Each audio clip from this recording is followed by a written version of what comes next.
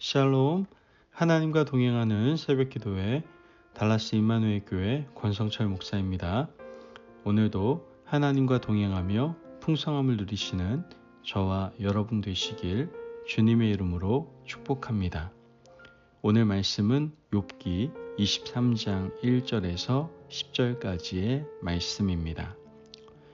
욥이 대답하여 이르되 오늘도 내게 반항하는 마음과 근심이 있나니 내가 받는 재앙이 탄식보다 무거움이라. 내가 어찌하면 하나님을 발견하고 그의 처소에 나아가랴. 어찌하면 그 앞에서 내가 호소하며 변론한 말을 내 입에 채우고 내게 대답하시는 말씀을 내가 알며 내게 이르시는 것을 내가 깨달으랴. 그가 큰 권능을 가지시고 나와 더불어 다투시겠느냐? 아니로다. 도리어 내 말을 들으시리라. 거기서는 정직한 자가 그와 변론할 수 있은즉 내가 심판자에게서 영원히 벗어나리라. 그런데 내가 앞으로 가도 그가 아니 계시고 뒤로 가도 보이지 아니하며 그가 왼쪽에서 일하시나 내가 만날 수 없고 그가 오른쪽으로 돌이키시나 배울 수 없구나. 그러나 내가 가는 길을 그가 아시나니 그가 나를 단련하신 후에는 내가 순금같이 되어 나아오리라. 아멘. 하나님의 말씀입니다. 일반적으로 외부에서 볼 때는 어떤 변화가 일어나는지 알 수 없지만 그 안에 있는 사람들, 내부에 있는 사람은 미세한 변화를 느낄 수가 있습니다. 가정에서 일어나는 변화가 그 중에 하나라고 할 수 있죠. 다른 사람들은 남의 가정의 변화를 알기 어렵지만 가정 공동체 일원들은 조그마한 변화를 할지라도 모두가 느낄 수가 있다는 겁니다. 오늘 우리가 읽은 본문의 욥도 마찬가지입니다.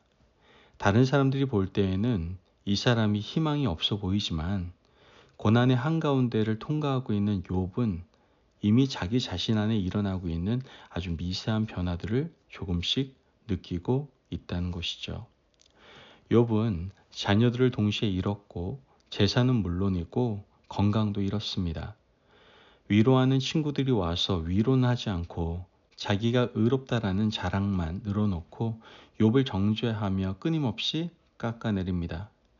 하지도 않은 일을 했다고 뒤집어 씌우고 이제는 욥과의 관계 단절을 선언하기까지 했습니다. 욥은 정말 큰 어려움과 고통 가운데 지내고 있습니다. 그래서 욥은 여기서 어떻게든 벗어나 보려고 발버둥 치고 애쓰고 노력해 보았지만 전혀 희망의 빛이 보이지 않았던 겁니다. 하지만 23장까지 오면서 욥은 조금씩 변해오고 하나님께서 욥에게 희망을 던져주고 있는 것을 볼 수가 있게 됩니다. 19장에서는 부활신앙을 간증하고 고백했죠. 내가 육체 밖에 서서 그의 영광과 얼굴을 볼 것이라고 간증을 했습니다.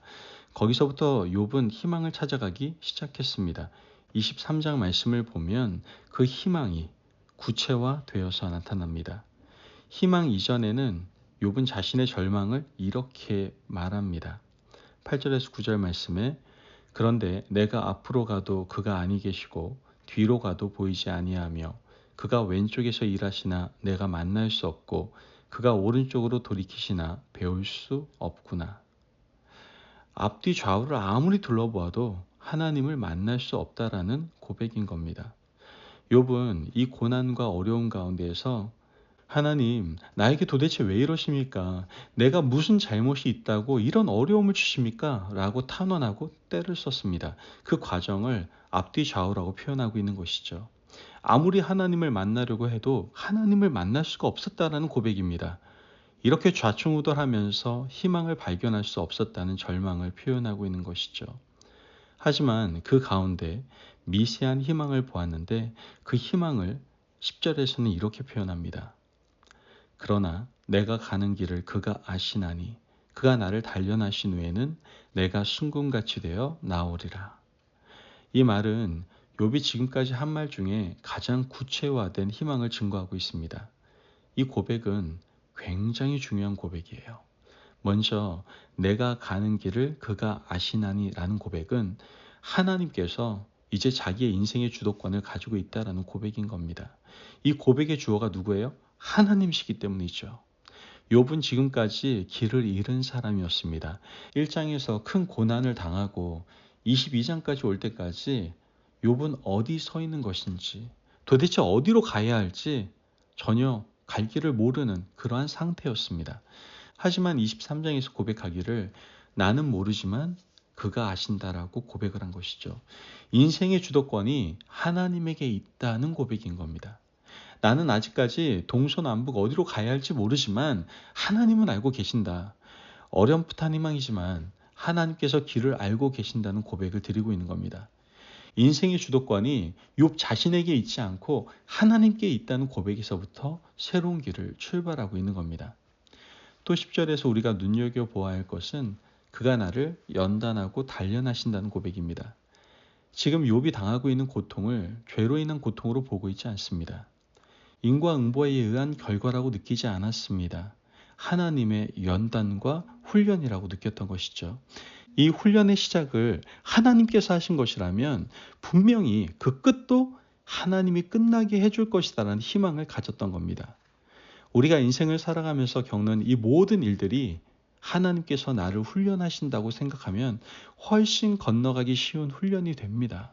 왜요? 훈련은 반드시 끝이 있기 때문입니다.